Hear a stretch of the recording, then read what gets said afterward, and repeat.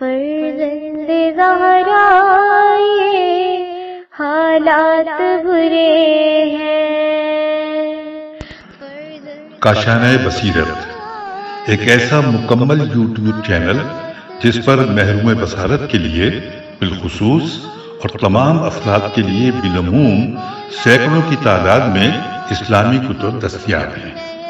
لہذا گزارش ہے کہ آپ اپنی ذمہ داری نبھاتے ہوئے کاشانۂ بصیرت کو سبسکرائب کرنے کے ساتھ ساتھ بیل آئیکن کو پریس کیجیے تاکہ آپ علم کے حصول کے ساتھ ساتھ مذہب اہل بیت کی اشاعت میں بھی اہم کردار ادا کرتے رہیں۔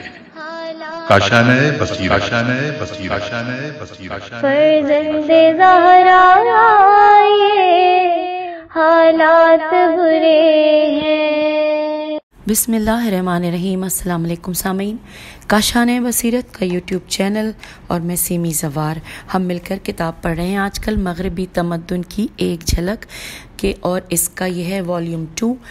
مصنف سید مجتبیٰ موسوی لاری، مترجم مولانا روشن علی نجفی، اور یہ ہے ریڈنگ کا پارٹ نمبر 12۔ اور یہاں پر ہم ریڈنگ کا آغاز کرنے جا رہے ہیں۔ جو چیپٹر ہم نے لاسٹ نشست میں آغاز کیا تھا جس کا نام تھا اسلام کی نظر میں معاشرہ، وہ چیپٹر ابھی چل رہا ہے، 2-4 صفحات اس کے رہتے ہیں، پہلے وہ مکمل کر لیں گے اور پھر ہم آگے چلیں گے۔ تو یہاں پر اس نشست میں ریڈنگ کا آغاز کرنے سے پہلے جو پچھلی نشست کی کچھ لائنیں ہیں وہ پڑھ لیتے ہیں۔ لکھا ہے اسلام کی نظر میں عورت و مرد ایک دوسرے کو مکمل کرنے والے ہیں، خوش مزاجی، سختی اور دیگر صفات ایک کو دوسرے پر فوقیت عطا کرنے والی نہیں ہیں۔ سورہ آل عمران آیت نمبر 194 میں ہے کہ خدا نے ان کی دعا کو قبول کر لیا اور کہا کہ میں تم میں سے کسی کی، خواہ وہ مرد ہو یا عورت، نیکی کو ضائع و برباد نہ کروں گا، تم لوگ ایک دوسرے سے ہو۔ یہاں تک پڑھا تھا اور آپ سے اجازت چاہیے تھی، آئیے اس سے آگے چلتے ہیں۔ لکھا ہے بہت سی عورتیں فضائل نفسانی اور عقل کی اطاعت کی بنا پر انسانیت کے مدارج عالیہ پر فائز ہیں، اور بہت سے مرد جذبات کے بندے ہو کر عقل کی مخالفت کر کے دنیا کے بدبخت ترین و شقی ترین ہو گئے ہیں۔ بریکٹ میں لکھا ہے کہ کیونکہ ذاتاً کسی کو فضیلت نہیں، فضیلت کا دار و مدار اعمال پر ہے۔ بریکٹ کلوز ہو گیا، اور ساتھ ہی لکھا ہے مترجم۔ پھر لکھا ہے کہ طلوع اسلام کے بعد عورتوں کی شخصیت میں اتنی ترقی ہوئی کہ وہ حکومت وقت کے رفتار عمل پر حق انتقاد ہے، قاف حق الف نون تے قاف الف دال، حق انتقاد رکھتی تھیں۔ چنانچہ شیعہ سنی تاریخوں میں لکھا ہے کہ عمر رضی اللہ نے ایک دن مجمع کثیر کے سامنے ممبر سے اعلان کیا کہ جو شخص 500 درہم مہر السنت سے زیادہ مہر معین کرے گا، میں اس ذاتی کو لے کر بیت المال میں داخل کر دوں گا۔ ممبر کے نیچے سے ایک عورت نے فوراً ٹوکا اور کہا کہ تمہارا یہ حکم خدا کے حکم کے مخالف ہے۔ قرآن کہتا ہے کہ جو مہر تم لوگ زیادہ دو اس کو واپس نہ لو۔ حوالہ ہے سورہ نساء آیت نمبر 20 کہ اس کو واپس نہ لو، بس تم حکم خدا کے خلاف حکم دینے والے کون ہو؟ کیونکہ خدا مہر السنت سے زیادہ لینے کی اجازت دیتا ہے اور تم منع کرتے ہو۔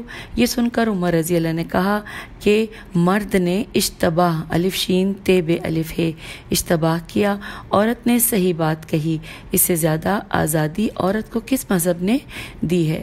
مترجم نے یہاں پہ مترجم لکھا ہے کیونکہ یہ بات بریکٹ میں تھی۔ کہاں سے بریکٹ شروع ہوا تھا؟ یہاں سے شروع ہوا تھا کہ اس سے زیادہ آزادی عورت کو کس مذہب نے دی ہے، یہ سوالیہ نشان ہے، اور یہ کہا ہے مترجم نے۔ پھر لکھا ہے کہ اسلام کے پہلے عورت کی جو حیثیت تھی اس کو نظر میں رکھتے ہوئے سوچیے تو معلوم ہوگا کہ اسلام نے عورت کی شخصیت کو کتنا بلند کر دیا۔ اب عورت کو یہ حق ہے کہ مجمع عام میں خلیفہ وقت کو ٹوک دے اور اس کو مجبور کر دے کہ وہ اپنی غلطی کا اعتراف کرے اور اپنے ارادے سے صرف نظر کر لے۔ نیکسٹ پیراگراف میں ہے کہ جی ہاں، یہ اسلام ہی تو ہے جس نے مردوں کو عورتوں کی عقائیت کی منزل سے نیچے کھینچ لیا اور عورتوں کو کنیزی سے نجات بخشی اور مرد و عورت کو مقام انسانیت برابر لا کھڑا کیا۔ بشریت اور حقوق بشریت کے لحاظ سے مرد عورت میں مساوات ایک فطری و طبعی چیز ہے، لیکن ذات و ماہیت، وظیفہ زندگی اور اس کے راستے میں مساوات یا مساوات مطلقہ یہ صرف خیالی چیز ہے، خارجی دنیا میں اس کا کوئی وجود نہیں ہے۔ اور اسلام نے چونکہ فطرت بشری کی ضرورتوں کو مد نظر رکھ کر قانون بنایا ہے، اس لیے جہاں پر عورت و مرد میں مساوات فطرت و طبیعت کے مطابق ہے وہاں تو اس نے مساوات قرار دیا ہے، لیکن جہاں پر دونوں میں تفاوت ہونا چاہیے وہاں فرق کا قائل ہوا ہے۔ پیج 249 پر ہم ہیں۔ پھر لکھا ہے کہ سن 586 عیسوی میں فرانس کی دینی کانفرنس نے بحث و نظر کے بعد عورت کے لیے طے کیا، عورت انسان تو ہے مگر مرد کی خدمت کے لیے پیدا کی گئی ہے۔ کچھ مدت پہلے یورپ کے متمدن ممالک عورت کو مالکیت اور تصرف در املاک کے حق سے محروم رکھتے تھے۔ 1850 عیسوی میں انگلینڈ کے اندر جو قانون بنایا گیا اس میں عورتوں کو ملک کے افراد میں شمار نہیں کیا گیا تھا۔ حد یہ ہے کہ جسم پر موجود لباس کا بھی عورت کو مالک نہیں مانا گیا تھا۔ ہنری ہشتم نے ہیشین تیمیم ہنری ہشتم کے ایک فرمان کے مطابق انگلستان میں عورتوں کو کتاب مقدس کے مطالعے سے روک دیا گیا تھا۔ حوالہ ہے روح الدین الاسلامی صفحہ 231۔ 1882 عیسوی میں برطانیہ کے اندر ایک قانون بنایا گیا تھا جس کی بنا پر عورتوں کو کچھ حق دیا گیا تھا۔ وہ قانون یہ تھا کہ اپنی کمائی ہوئی دولت عورت خود خرچ کر سکتی ہے، وہ مجبور نہیں ہے کہ اپنی آمدنی عورت کے سپرد کر دے۔ دوبارہ سے اس کو کرتے ہیں کہ میں یہاں پہ 2 دفعہ لگتا ہے عورت آیا کہ یہ لکھا ہے کہ یہ قانون بنایا گیا کہ جس کی بنا پر عورتوں کو کچھ حق دیا گیا تھا۔ وہ قانون یہ تھا کہ اپنی کمائی ہوئی دولت عورت خود خرچ کر سکتی ہے، وہ مجبور نہیں ہے کہ اپنی آمدنی عورت کے سپرد کر دی۔ یہاں پہ میرے خیال لفظ مرد ہوگا، بہرحال جو لکھا تو ہے عورت۔ آگے چلتے ہیں، لکھا ہے لیکن اسلام نے 1400 سال پہلے عورت کا اقتصادی استقلال، حق مالکیت اور جملہ مالکانہ تصرفات مرد کی ماتحتی کے بغیر خود عورت کے سپرد کر دیا تھا، اور عورت کو یہ حق دیا گیا کہ تجارت، ہبہ یا دوسرے ذرائع سے جو اس کی آمدنی ہو اس میں شوہر یا کسی دوسرے شخص کی اجازت کے بغیر ہر طرح کا حق تصرف اسے حاصل ہے۔ اور سچی بات تو یہ ہے کہ یہ چیز بھی اسلام کے مفاخر میں شمار کیے جانے کے قابل ہے۔ اور اب لکھا ہے قرآن اعلان کرتا ہے کہ مرد اپنی آمدنی سے اور عورت اپنی آمدنی سے فائدہ حاصل کر سکتی ہے۔ حوالہ ہے سورۃ النساء آیت نمبر 32۔ ہم کتاب کے صفحہ نمبر 250 پر آ گئے ہیں۔ حق مالکیت کے علاوہ زندگی کے حساس ترین اور اہم ترین مسئلے یعنی شادی بیاہ میں اسلام نے عورت کو استقلال و آزادی بخشی ہے، اور کلی طور پر عورت کو یہ حق دیا ہے کہ وہ اپنے شریک زندگی کو خود منتخب کرے۔ یورپ میں کچھ مدت پہلے ضرورت مجبوری کی بنا پر عورتوں کے جو حقوق مانے گئے تھے اسلام نے صدیوں پہلے وہ حقوق عورت کو دے دیے تھے، اور اس میں ضرورت یا مجبوری کو دخل نہیں تھا۔ خلاصہ یہ ہے کہ عورت کے زندگی میں پیش آنے والی ہر مشکل کا حل اسلام نے بہت خوبصورت طریقے سے کیا ہے۔ آج اگرچہ مشرق میں بہت سی عورتوں کی حالت اطمینان بخش نہیں ہے، مگر یہ نقص اسلامی قانون کی بنا پر نہیں ہے بلکہ سیاسی، اقتصادی، اجتماعی اور غیر اسلامی نظام جو اسلامی معاشرے پر حاکم ہے اس کی وجہ سے ہے۔ لہٰذا ان کوتاہیوں کی تلاش اسلام میں نہیں بلکہ دوسری جگہوں پر کرنا چاہیے۔ سرزمین مشرق میں عمومی فقر بھی عورتوں کے مشکل ترین مسائل میں سے ایک ہے۔ اجتماعی مظالم نے ایک گروہ کو جہاں دولت و نعمت سے نوازا ہے وہاں دوسرے طبقے کو بدبختی اور گرسنگی گاف رے سینون گاف چھوٹی ہے گرسنگی کا شکار بنایا ہے۔ انہیں مظالم نے مردوں سے بھی تاب و مقاومت ہجے کرتے ہیں، اور لائن بھی دوبارہ پڑھ لیتے ہیں۔ لکھا ہے کہ انہیں مظالم نے مردوں سے بھی تاب و مقاومت میم قاف الف واو میم تے مقاومت چھین لی ہے، اور انہی مجبوریوں کا نتیجہ ہے کہ عورت اپنے سارے غصے کا اظہار شوہر کے ظلم و جور کو روکنے پر قادر نہیں ہے، کیونکہ عورت کو یہ خطرہ ہے کہ کہیں حالات اتنے نہ بگڑ جائیں کہ وہ شوہر سے بھی جدا ہو جائے اور کوئی قرابت دار اس کی کفالت بھی نہ کر سکے۔ یہ بات اپنی جگہ پر طے ہے کہ فقیر و محروم معاشرہ اخلاقی فضائل سے بھی ہاتھ دھو بیٹھا ہے اور انسانی فضائل کو کھو دیتا ہے۔ ظلم و بے انصافی اخلاقی فضائل کی جگہ لے لیتی ہے۔ پیج 251۔ پس عورتوں کی زبوں حالی میں سب سے بڑا مسئلہ یہی فقر ہے۔ اس میں بھی شک نہیں ہے کہ ان ساری بدبختیوں کا ذمہ دار اسلام نہیں ہے اور نہ یہ تیرہ سامانی اسلام کی وجہ سے پیدا ہوئی ہے۔ اسلام تو ایسا نظام ہے جو فقر و ناانصافی سے مقابلہ کرتا ہے، دولت کو لوگوں کے تمام طبقات میں عدالت کی بنیاد پر تقسیم کرتا ہے، اسراف و تجمل کو حرام قرار دیتا ہے، طبقاتی فاصلوں اور اجتماعی مظالم کو ختم کرتا ہے۔ اسلام اجتماع کو اتنا موقع ہی نہیں دیتا کہ وہ مرد کو اپنے ناکامی و محرومیت کے شکنجے میں کس لے تاکہ اس کے نتیجے میں مرد اپنی ذہنی و قلبی گتھیوں کو سلجھانے کا علاج زن و فرزند پر ظلم کی صورت میں خیال کرنے لگے، اور فقر و فاقے کے ڈر سے عورت بھی اپنے حقوق کے مطالبے سے صرف نظر کرے۔ کیا کوئی منصف مزاج اور عقل مند انسان یہ سوچ سکتا ہے کہ جن حالات کی بنا پر مجبور ہو کر مرد اپنے اہل و عیال پر ظلم کرتا ہے وہ حالات اسلام کے پیدا کیے ہوئے ہیں؟ یہاں پر سوالیہ نشان ہے۔ کیا اسلام کا دستور تہذیب نفس، رعایت عدالت، لوگوں سے محبت اور خصوصاً افراد خاندان سے محبت پر استوار نہیں ہے؟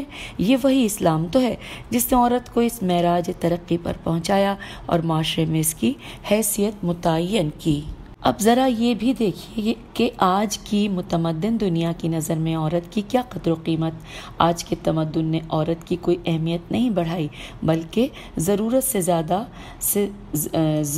سے زیادہ انحطاط پیدا کر دیا ہے، کیونکہ آج کی دنیا میں عورت صرف مرد کے شہوانی جذبات کے تسکین کا ذریعہ ہے، اور عورت ہی کے ذریعے مختلف تبلیغات ہوتے ہیں۔ مثلاً سینما، ٹیلی ویژن وغیرہ میں عورتوں سے کام لیا جاتا ہے۔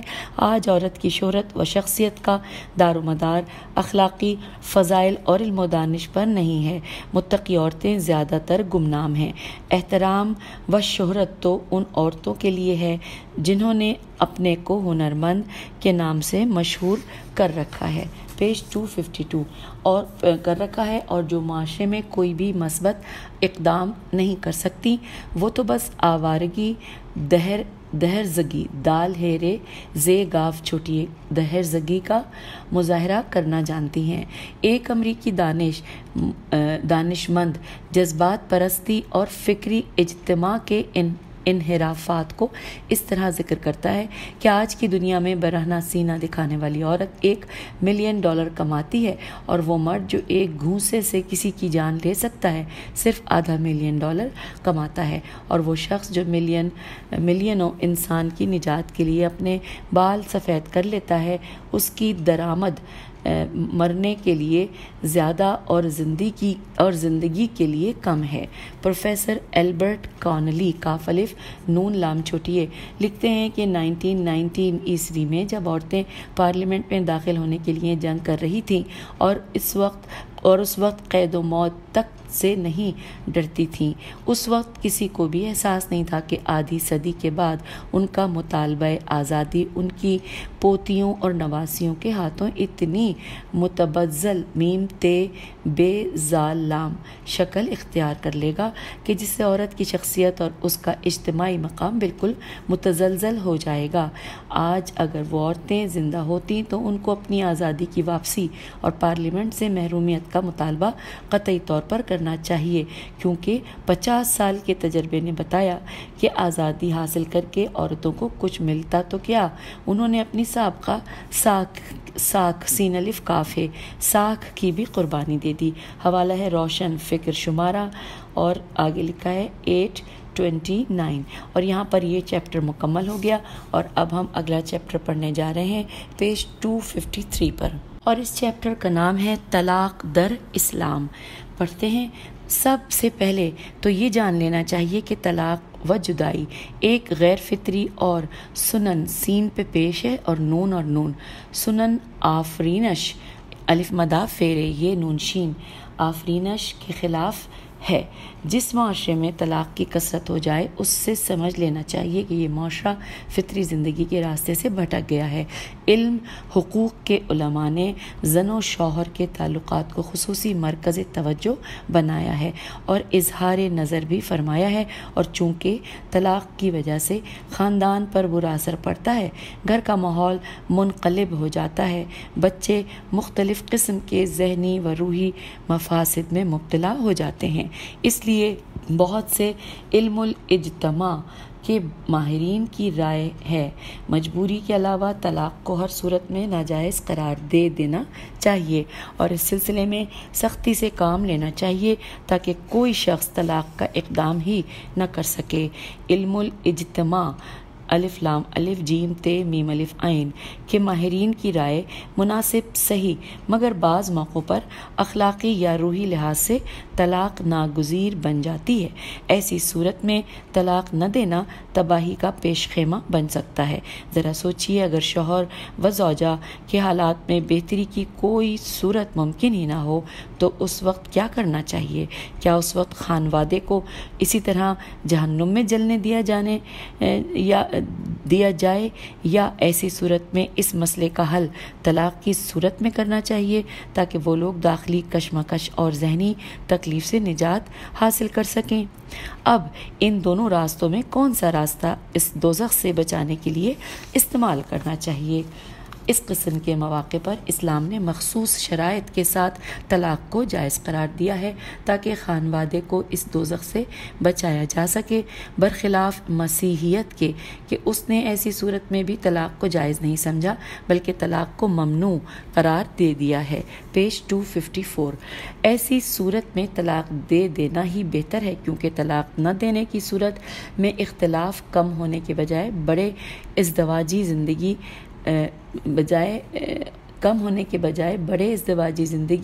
بہرحال نہیں بسر ہو سکے گی۔ لہٰذا اچھا یہاں پہ یہ اسی طرح دوبارہ پڑھ لیتے ہیں، ایسا لگ رہا ہے مجھے کہ جیسے درمیان میں کچھ مسنگ ہے، بہرحال ہم پھر پڑھتے ہیں۔ ایسی صورت میں طلاق دینا ہی بہتر ہے کیونکہ طلاق نہ دینے کی صورت میں اختلاف کم ہونے کے بجائے بڑے ازدواجی زندگی بہرحال نہیں بسر ہو سکے گی۔ لکھا ہے لہٰذا اس موقع پر حقیقت کو تسلیم کرنا ہی چاہیے اور حلال چیزوں میں مبغوض میم بے غین واو زواد مبغوض ترین چیز کا ارتکاب کر لینا ہی بہتر و مناسب ہے، اور بہت ممکن ہے کہ طلاق کے بعد مرد و عورت کے ذہن بدل جائیں، اپنے کیے پر نادم ہوں اور اثر نو زندگی کی گاڑی کو کھینچنے پر متحد ہو جائیں، تو ان کے لیے اسلام نے اس کی گنجائش رکھی ہے کہ عدہ عین دال ہے، دال پہ تشدید ہے، عدہ کے زمانے میں رجوع کر سکتے ہیں۔ اسلام کی نظر میں بقائے زوجیت بے قاف الف حمزہ بڑھیے بقائے زوجیت اور استحکام خانوادہ نہایت ضروری چیز ہے، اسی لیے نظام خانوادے کو محفوظ کرنے کی خاطر بعض قسم کی آزادیوں پر پابندی لگا دی ہے اور طلاق کے مسئلے میں عورت کے اختیار مطلق کو سلب کر کے سین لامبے کر کے محدود اختیار دے کر عورت کے مصالح کو محفوظ کرنا چاہا ہے، کیونکہ اگر مرد و عورت دونوں کو طلاق کا اختیار دے دیا جائے تو احتمال طلاق دگنا ہو جائے گا اور ایسا رشتہ جو دونوں طرف سے ٹوٹ جانے والا ہو طرفین کے اعتماد کو متزلزل کر دے گا۔ لہٰذا یہ حق کسی ایک ہی کے ہاتھ میں ہونا چاہیے، اور چونکہ انتخاب شوہر میں عورت کو کلی اختیار دیا گیا ہے اس لیے طلاق میں بربنائے انصاف مرد کو یہ اختیار ملنا چاہیے، اور اسلام نے یہی کیا بھی ہے۔ مرد اور عورت کی جسمانی ساخت ایک کو دوسرے سے جدا کرتی ہے اور دونوں کے فطری خصائص بھی الگ الگ ہیں، چنانچہ مرد میں قوت فکر فکریہ کا غلبہ ہے، لیکن عورت کے اندر احساس و عاطفہ عین الف توئے فے ہے، عاطفہ کو غلبہ حاصل ہے۔ پیج 255۔ چنانچہ ڈاکٹر آلکن کورل کہتا ہے کہ مرد و عورت کے بدن اور بدن کے تمام اجزاء خصوصاً اعصابی سلسلے اپنے اپنے جنس کی نشاندہی کرتے ہیں، اس لیے تعلیم و تربیت کے ماہرین کو مرد و عورت کے عضوی اختلاف اور ان کے فطری وظائف کو پیش نظر رکھنا چاہیے۔ اس اساسی نکتے کی طرف توجہ ہمارے آئندہ تمدن کے بنیاد میں کافی اہمیت رکھتی ہے، اور کسی بنیادی اور اہم نکتے کی طرف توجہ نہ ہونے کی وجہ سے عورتوں کی ترقی کے طرفدار مرد و عورت کے لیے ایک قسم کی تعلیم کے بارے میں سوچتے ہیں، اور دونوں کے مشاغل و اختیارات اور عہدے بھی ایک ہی قسم کے چاہتے ہیں۔ حوالہ ہے انسان موجود ناشناختہ، صفحہ 84 سے لے کر 87 تک۔ پھر لکھا ہے کہ مندرجہ بالا تحریر عورت و مرد کے حقوق و وظائف و ذمہ داریوں کے اختلاف پر اچھی خاصی روشنی ڈالتی ہے۔ اسی دقیق حساب کی بنا پر اسلام نے حکم دیا ہے کہ طلاق کا اختیار مرد کو ہے۔ حوالہ ہے جواہر کتاب الطلاق الف لام تو لام الف قاف۔ عورت کا ظرف و مزاج جو سراپا ہیجان و تلون ہے، اس کو دیکھتے ہوئے یہ بات کہی جا سکتی ہے کہ ضروری اور مشترک زندگی کے بقا کے عدم امکان کی صورت میں عورت اس بات پر قادر نہیں ہے کہ اپنے حق سے استفادہ کر سکے، بلکہ معمولی بہانہ بھی اس کو مشترک زندگی کے خاتمے پر اور خانوادے کے سکون کو غارت کر دینے کے لیے کافی ہے۔ نیکسٹ پیراگراف میں ہے کہ جس طرح اسلام نے تشکیل خانوادے کے لیے قسم قسم کی سہولتوں کو مہیا کیا ہے اور اس میں پیش آنے والی مشکلات و رکاوٹوں کو ختم کیا ہے، اسی طرح طلاق دینے اور خانوادے کے سکون کو غارت کر دینے کے لیے بہت زیادہ سختی برتی ہے۔ اسلام کسی بھی قیمت پر رشتہ ازدواج کو توڑنے اور گھر کے سکون کو درہم برہم کرنے پر تیار نہیں ہے۔ اسلام کا مطمع نظر یہ ہے کہ تمام خانوادے امن و امان سے رہیں، دلوں کو سکون رہے، مرد و عورت ہم آہنگی کے ساتھ زندگی بسر کریں۔ اسی لیے ابتدائی ہی مرحلے میں اپنی ساری کوشش صرف کر دیتا ہے کہ عقد نکاح مضبوط سے مضبوط تر ہو۔ پیج 256۔ ہاں، اگر اصلاح سے مایوس ہو جائے تب بات اور ہے۔ چنانچہ ایک طرف مردوں کو مخاطب کر کے قرآن کہتا ہے کہ عورتوں کے ساتھ شائستگی کے ساتھ زندگی بسر کرو، اور اگر ان سے کراہت محسوس کرتے ہو تو یہ جان لو کہ خدا بہت سی ایسی چیزوں میں بہت زیادہ خیر و خوبی قرار دیتا ہے جس کو تم مکروہ سمجھتے ہو۔ حوالہ ہے سورۃ النساء آیت نمبر 19۔ پھر لکھا ہے کہ در حقیقت نفرت و کراہت کے شعلوں کو خاموش کرنے کے لیے اور ناراضگی کو دور کرنے کے لیے، مردوں کے وجدان کو پیدا کرنے کے لیے اسلام مردوں کو اس امر مکروہ پر صبر و شکیبائی کی تلقین کرتا ہے کہ جن عورتوں کو ناپسند کرتے ہیں ان کو چھوڑ نہ دیں، کیونکہ بہت ممکن ہے کہ ان عورتوں کے وجود ہی میں خیر و برکت ہو اور لوگ اس سے غافل ہوں، اور انہی عورتوں کو ناپسند کرنے کے باوجود جدا نہ کرنے سے خیر و برکت کے دروازے کھلتے ہوں۔ اور دوسری طرف عورتوں کو مخاطب کر کے سفارش کرتا ہے کہ اگر کسی عورت کو اپنے شوہر سے بدسلوکی یا بے اعتنائی کا خطرہ ہو تو ان کے لیے اس میں کوئی حرج نہیں ہے کہ اپنے بعض حقوق کو معاف کر کے صلح و آشتی کی فضا پیدا کر لیں، اور بعض حقوق کو معاف کر کے صلح کر لینا طلاق سے بہتر ہے۔ حوالہ ہے سورہ نساء آیت 128۔ لکھا ہے پیشوایان اسلام نے بھی طلاق کو نہایت ناپسندیدہ فعل قرار دیا ہے اور مختلف بیانات سے اس کی مذمت کی ہے۔ چنانچہ معصوم کا ارشاد ہے کہ جو عورت بغیر کسی اہم ضرورت کے اپنے شوہر سے طلاق مانگے تو خدا اس کو اپنی رحمت و عنایت سے محروم کر دے گا۔ اور حوالہ ہے مستدرک جلد نمبر 3 صفحہ نمبر 2 پیج۔ اب ہم کتاب کے صفحہ نمبر 257 پہ آ گئے ہیں. لکھا ہے دوسری جگہ ارشاد ہے کہ شادی کرو مگر طلاق نہ دو کیونکہ طلاق عرش الہی کو ہلا دیتا ہے. حوالہ ہے وسائل جلد نمبر 3 صفحہ نمبر 144. اسلام نے مردوں کو حق طلاق تو ضرور دیا ہے مگر اس اختیار سے غلط فائدہ حاصل کرنے پر پابندی لگا دی ہے اور اختیارات کو بھی مخصوص دائرے میں محدود کر دیا ہے. مثلا مرد ظلم و ایذا کی نیت سے عورت کو طلاق نہیں دے سکتا. اسی طرح اگر طلاق سے مفاسد و خطرات کا یقین ہو تو طلاق کی اجازت نہیں دیتا. اسلام نے جو شرائط و قیود طلاق کے لیے معین کر دیے ہیں وہ طلاق کی قلت کے اہم اسباب ہیں. عورت و مرد کے اختلاف کو دور کرنے کے لیے سب سے پہلا قدم گھریلو عدالت ہے اور یہ چیز اسلام کے ابتکارات میں سے ہے. الف ب ت کاف الف ر الف ت ابتکارات میں سے ہے. ابھی تک مغربی ممالک میں اس قسم کا کوئی مؤثر حربہ کشیدگی دور کرنے اور زن و شوہر میں اتحاد پیدا کرنے کے لیے اب تک ایجاد نہیں ہوا ہے. اس گھریلو عدالت کا مطلب یہ ہے کہ عورت و مرد دونوں کی طرف سے ایک ایسا آدمی منتخب کیا جائے جس میں حاکمیت کے سارے شرائط موجود ہوں اور پھر یہ دونوں مل کر بیٹھ کر تمام حالات میں غور و فکر کر کے ایک ایسا فیصلہ دیں جو دونوں کے لیے قابل قبول ہو. چنانچہ قرآن کہتا ہے کہ اگر ان کے اختلاف سے ڈرتے ہو تو ایک شخص مرد کی طرف سے حکم بنے اور ایک عورت کا قریبی رشتہ دار حکم بنے. اگر یہ لوگ صلح کرنا چاہتے ہوں تو خدا ان کے درمیان صلح قرار دے گا. وہ حکیم و دانا ہے. یہاں پر حوالہ ہے سورہ نساء آیت نمبر 25. پھر لکھا ہے کہ لیکن اگر اسباب طلاق بہت گہرے ہوں اور اصلاح کی کوئی صورت ممکن نہ ہو تو پھر دونوں اپنا اپنا راستہ الگ کر لیں. لیکن عمومی عدالتوں کا ان مسائل میں دخیل ہونا بہت مضر ہے کیونکہ یہ بات ضرور تجربے میں آ چکی ہے کہ عمومی عدالتوں کے دخل دینے سے میاں بیوی کے حالات اور زیادہ خراب ہو جاتے ہیں. پیج 258. کیونکہ خراب ہو جاتے ہیں کیونکہ عمومی عدالتوں کا فریضہ ہے کہ وہ خشک اور ناقابل جھکاؤ قانون کے ماتحت طرفین کی دلیلوں کو سن کر فیصلہ کریں. اب جس کے دلائل مضبوط ہوں گے اس کے حق میں فیصلہ ہو جائے گا.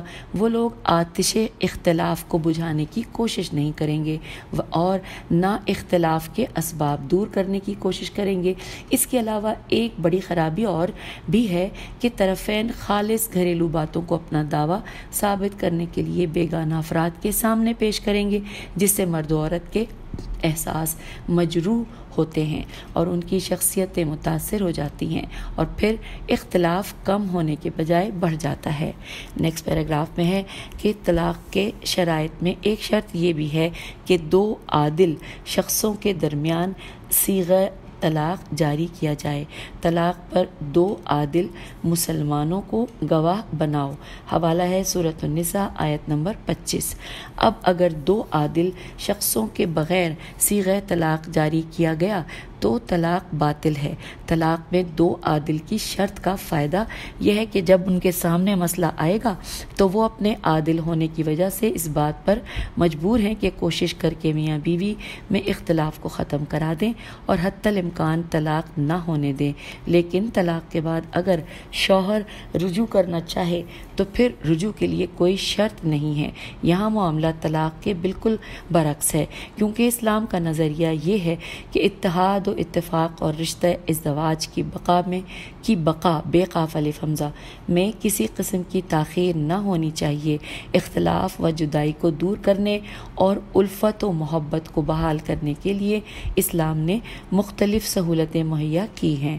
اس کے علاوہ ہر وقت 2 عادل کا ملنا بھی ممکن نہیں ہے. اس لیے حتی الامکان طلاق میں کمی ہوگی کیونکہ جب تک 2 عادل کا تحقیق نہ ہو جائے مرد چاہنے کے بعد بھی طلاق نہیں دے سکتا۔ اسی طرح طلاق کے لیے عورت کا حیض و نفاس سے پاک ہونا بھی شرط ہے۔ بہت سے ایسے مقامات آتے ہیں کہ مرد طلاق دینے پر آمادہ ہے، لیکن عورت کی ناپاکی اس ارادے میں حائل ہو جاتی ہے اور وہ ایک مدت کے لیے ٹل جاتا ہے۔ بہت ممکن ہے کہ اتنے دنوں میں حالات بدل جائیں اور مرد اپنے ارادے سے باز آ جائے۔ سب سے بڑی بات یہ ہے کہ جب مشترک زندگی مرد کے لیے مشکل ہو جائے اور عورت سے بیزاری کی وجہ سے مرد طلاق دینا چاہے تو طلاق کے بعد بھی رشتہ ازدواج منقطع نہیں ہوتا اور میاں بیوی شرعی طور سے ایک دوسرے سے جدا نہیں ہوتے، بلکہ عدت ختم ہونے سے پہلے جس وقت مرد چاہے پھر سے اس سلسلے کو دوام بخش سکتا ہے۔ آخری اقدام جو اسلام نے بقائے عقد عین قاف دال عقد کی خاطر کیا ہے وہ یہ ہے کہ طلاق رجعی دینے کے بعد بھی مرد کا فریضہ ہے کہ عدت کے زمانے یعنی 3 ماہ و کچھ دن تک عورت کو گھر سے نکال نہیں سکتا اور خود بھی کسی بہت ضروری امر کے بغیر گھر سے باہر نہیں نکل سکتا۔ خود بھی کسی ضروری امر کے بغیر گھر سے باہر نہیں نکل سکتی۔ اچھا، یہ عورت کے بارے میں لکھا ہے۔ چنانچہ ارشاد ہے کہ زمانہ عدت میں عورتوں کو گھروں سے باہر نہ کرو اور وہ بھی گھر سے باہر نہ نکلیں مگر یہ کہ کسی ناپسند امر کا ارتکاب کریں تو پھر ان کو نکالا جا سکتا ہے۔ مترجم: یہ احکام خدا کے حدود ہیں جو شخص حدود الہی سے تجاوز کرے گا وہ اپنے پر ظلم کرے گا۔ تم کو معلوم نہیں ہے شاید خدا اس کے بعد کچھ ظاہر کرے۔ حوالہ ہے سورہ طلاق آیت نمبر 1۔